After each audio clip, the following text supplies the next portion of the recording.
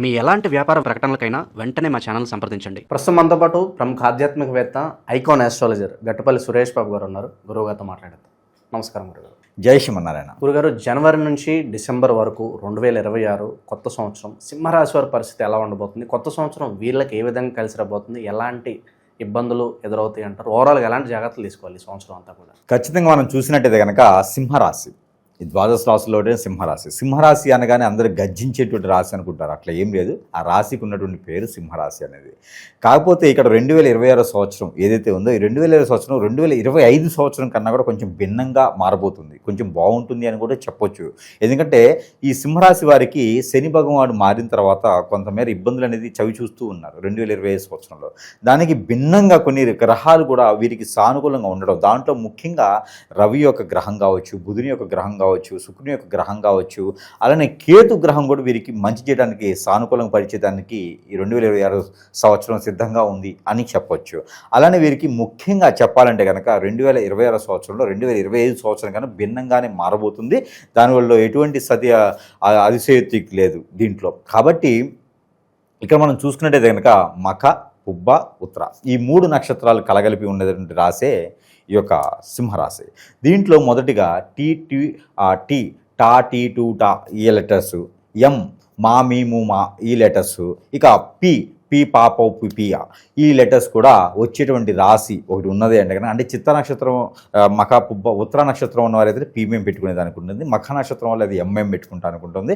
ఇక మఖ, పుబ్బ నక్షత్రం వాళ్ళు అయితే టీఎం పెట్టుకునేదానికి ఇట్లా ఉంటుందన్నమాట. సో ఇలాంటి లెటర్స్ ఉన్నటువంటి నక్షత్రం, ఈ నక్షత్రాలు ఉన్నటువంటి రాశి ఈ రాశి సింహరాశి. ఈ సింహరాశిలో వారికి మొదటి 2026 సంవత్సరం ఈ గ్రహాలన్నీ కూడా సానుకూలంగా మారేందుకు అవకాశాలు ఉన్నాయి.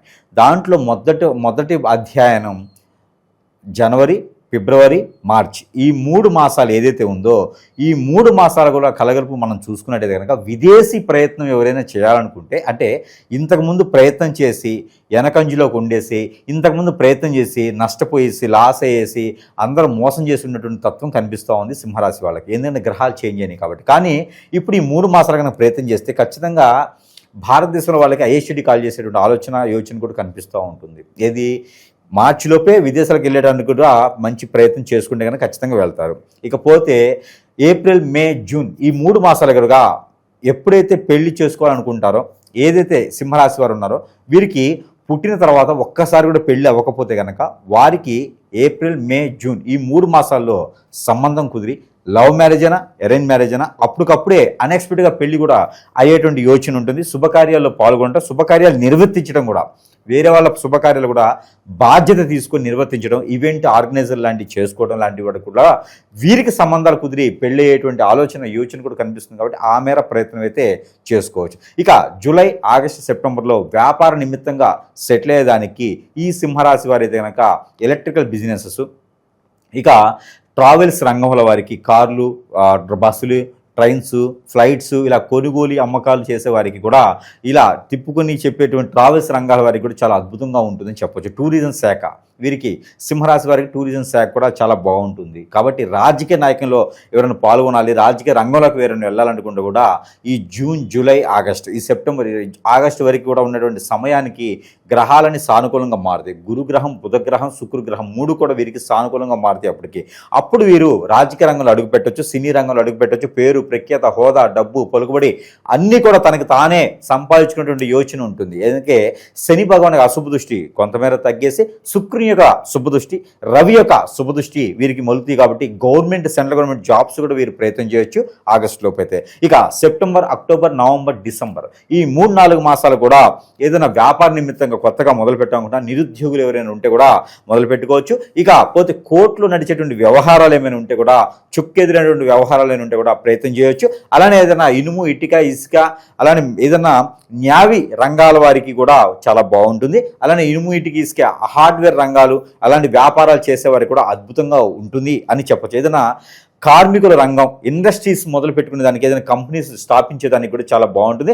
సాఫ్ట్వేర్ కంపెనీలు జాబ్ చేయడం కాదు, సాఫ్ట్వేర్ కంపెనీనే నిర్మాణం చేసేదానికి అనుకూలంగా కనిపిస్తుంది కూడా ఆ మేర ప్రయత్నం చేయొచ్చు ఒక సింహరాశి వారు. ఇక ఆరోగ్య ప్రకారంగా చూసినట్టయితే కనుక ఆరోగ్యం కొంతమేర వీరికి స్కిన్కి సంబంధించిన ప్రాబ్లమ్స్, బ్లడ్కి సంబంధించిన ప్రాబ్లమ్స్, స్ట్రెస్ ఎక్కువగా ఉండడం వల్ల సమస్యలు ఏర్పడేటువంటి ఆలోచన ఉంటుంది కాబట్టి ఆ మేర ప్రయత్నం చేసుకుంటే అది కూడా కొంతమేర తగ్గుతుంది. ప్రికాషన్స్ ఖచ్చితంగా తీసుకోవాలి, దూర ప్రయాణాలు చేసేప్పుడు ఆలోచించుకొని చేయాలి. ఇక డిసెంబర్ వరకు ఉన్నటువంటి కాలానికి చూసుకున్నట్టయితే కనుక లాస్ట్ 4 మాసాలుగా ఫైనాన్స్ సంబంధించినటువంటి విషయాల్లో కొంచెం ఇబ్బంది పడేటలా కనిపిస్తుంది కాబట్టి ఆ ఫైనాన్స్ సమస్యలు ఏదైతే ఉందో ఎదుటి వాళ్ళు డబ్బులు ఇవ్వకుండా ఉండాలి, ఎదుటి వాళ్ళు నమ్మకుండా ఉండుంటే కనుక ఖచ్చితంగా వీరికి అటువంటి ఇబ్బందులు పడేటువంటి ఆలోచన లేకుండా ఉంటుంది.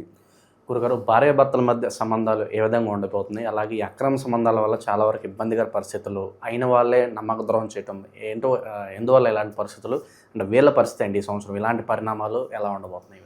ఇకపోతే మనకి సింహరాశి అనగానే వీరిద్దరూ ఎదుటి వాళ్ళు చూడటానికి చాలా అన్యూన్యంగా ఉంటారు. లోపల ఎంత కొట్టుకున్నా కూడా బయటికి కనపడరు.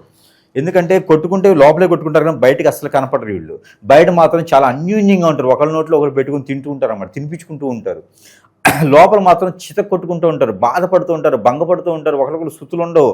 కానీ బయట మాత్రం చాలా అందంగా ఉంటారు. గుంటూరు కారం కాదు, గుంటూరు గిత్తనం మూవీ ఉండిద్ది రామ్ గారిది. దాంట్లో విలన్ క్యారెక్టర్ ఉండిద్ది, ఎవరిది? ప్రకాష్ రాజ్ది. దాంట్లో బయటేమో మేకప్ వేసుకుని వస్తూ ఉంటాడు, లోపలేమో ఏం లేకుండా కూర్చొని ముందు అవుతూ ఉంటాడు అనమాట. అలాంటి క్యారెక్టర్ ఎక్కువగా కనిపిస్తూ ఉంటుంది ఈ సింహరాశిలో. ఏది 2026 సంవత్సరంలో. ఎందుకంటే కనుక ఇంట్లో ఈగల మోత, బయట పల్లకలి మోత అంటారు అనమాట. అలాంటిది బాగా కనిపిస్తూ ఉంది. ఎందుకంటే వీరిద్దరి మధ్యన మంచి అన్యూన్యత ఉంటుంది, కానీ ఇద్దరు కొట్టుకుంటూ ఉంటారు, ఒకళ్ళంటే ఒకరు పడదు. వీరి మధ్యన వెళ్ళారంటే వాళ్ళు పనికి మాలిన వాళ్ళు అయిపోతారు. వీరే కొట్టుకుంటారు, వీరే ఒకటవుతారు, వీరే బాధపడుతూ ఉంటారు. కాబట్టి వీరికి తగాదా అవుతుంది కదా, గొడవలతోని కానీ ఎవరు ఎంటర్ అవ్వకూడదు, ఎవరిని ఎంటర్ చేయకూడదు. ముఖ్యంగా వీరికి శత్రు భయం కూడా చాలా ఎక్కువగా ఉంటుంది. ఎందుకంటే అన్యూన్యంగా ఉంటారు, ఆప్యాయంగా ఉంటారు, ఎవరినైనా ఆకట్టుకునే తత్వం ఉంటుంది, శత్రునైనా ప్రేమించి శత్రునైనా దగ్గర చేసుకునే తత్వం ఉంటుంది వీరిలో. కాబట్టి వీరికి శత్రు భయం కూడా చాలా ఎక్కువ ఉంటుంది. కాబట్టి ఈ శత్రు భయం ఉన్నవారు మనకు తెలియకుండా సింహరాశి వారి మీద ఎక్కువగా డైరెక్ట్గా ఏం చేయలేరు. అందుకని ఇండైరెక్ట్గా ఎక్కడైనా హిప్నాటిజము, బ్లాక్ మ్యాజిక్, వశీకరణం, చాతబడో, బ్యాగల్ముఖి, భానుమతి, యక్షిని, ధూమావతి, ధూపావతి ఇలాంటి స్పిరిట్ లాంటివి మందు పెట్టడం లాంటివి చేసి, అష్టదిబ్బందులు లాంటివి చేసి అక్కడ వాళ్ళని ఏ పని అవ్వకుండా, స్ట్రెస్ ఫీల్ అయ్యేలాగా, ఏ పని చేసినా ముందుకు వెళ్లకుండా, ఇవన్నీ జాతకాల్లో ఉండవు. ఖచ్చితంగా ఇవన్నీ సపరేట్ ఉంటాయి అన్నమాట. ఇవన్నీ చేయించడంతో గురువు గారు ఉన్నారు, జాతకం చెప్పాడు కానీ జాతకం తగ్గట్టుగా లేదు, ఇది వేరే కనిపిస్తూ ఉంది, ఏ పని చేసినా ముందుకెళ్ళట్లేదు, అసలు మా జాతకం అవునా కాదా, గురువుగారు సరిగా చెప్పారా లేదా అని అందరికీ ఆలోచన ఉంటుంది. కానీ ఇవన్నీ క్రియలు ఉంటాయి. ఈ క్రియలు ఎవరికి తెలియదు, వారికి తెలియదు. ఏదైనా సమీపంలో ఉన్నటువంటి గురువు గారి దగ్గరికి వెళ్తే అక్కడ పరిశీలించి అక్కడ దాని దగ్గర పరిష్కార మార్గాన్ని చూపించబడుతూ ఉంది. ఇక నా బొడ్డలు అయితే ఖచ్చితంగా దాని వరకు చేయించేసేటటువంటి విధానం కూడా కనబడుతూ ఉంటుంది. ఇక ఇలాంటి క్రియలు జరగడం వల్ల అనేజీగా ఉంటుంది, ఏ పని చేసినా ముందుకు వెళ్ళదు, భార్యాభర్తల తగాదులు ఉంటాయి, ఎఫ్ఐఆర్స్ పెరిగిపోతూ ఉంటాయి, వాళ్ళకి అనారోగ్య పాలవుతూ ఉంటారు, ఏ పని చేసినా వారికి తిండి ఎక్కదు, నీరసపడిపోతూ ఉంటారు.